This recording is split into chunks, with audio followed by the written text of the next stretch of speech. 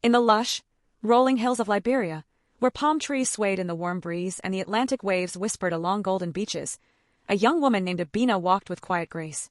At 20, her light brown skin seemed to glow under the African sun, her beauty unmatched in the village of Bonlay. Yet her life was far from charmed. Her stepmother, Mama Thandi, had the poise of a queen but the heart of a serpent. She envied Abena's beauty and the warmth she inspired in others. In her envy, she sought to dim the light that shone so brightly in the young woman. When Mama Thandi arrived, she swept through the home like a storm off the Atlantic. What was once a haven filled with laughter and love became a prison for Abena. "Scrub until the floor shines," Mama Thandi barked one morning, her voice sharp as a knife. Abena obeyed, her delicate hands blistering as she worked from dawn until dusk. Meanwhile, Mama Thandi's daughters, Zalma and Kemi, lounged on the veranda of the mud-brick house, their bright dresses like splashes of color against the backdrop of dusty earth. "She's just a maid," Kemi sneered, laughing as Abena struggled to carry heavy buckets of water from the village well. At the bustling Monrovia market, where the air was thick with the scent of smoked fish and the chatter of merchants, Mama Thandi wove her web of lies. "She's cursed," she whispered to a vendor selling cola nuts. "Her beauty will bring ruin to anyone who marries her." The rumor spread like wildfire through the market stalls, carried by whispers from one vendor to the next. The once admiring gazes that followed Abena turned suspicious and wary, leaving her isolated in a village that once adored her. By the edge of a glistening lagoon, Abena found a rare moment of peace. It was here that she met Kojo, a fisherman with a kind heart and a smile as warm as the Liberian sun.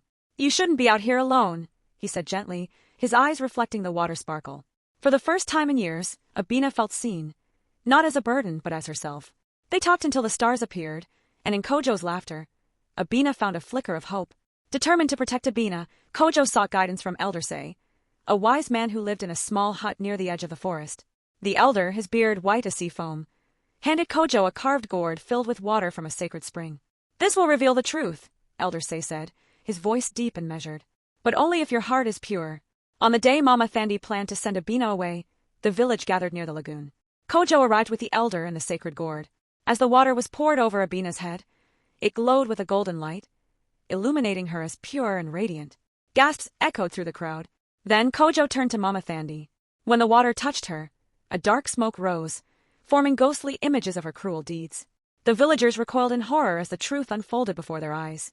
Banished from the village, Mama Thandi and her daughters disappeared into the dense Liberian jungle. Peace returned to Abena's life. Under the shade of a great cotton tree, Abena married Kojo. The village celebrated with music, dance, and the beating of traditional drums. Children threw flowers as the couple exchanged vows, their love a beacon of hope for all who witnessed it. Years later, Abena and Kojo's home stood as a testament to resilience. Their kindness rippled through the village, proving that even in the darkest shadows, light could prevail. The end.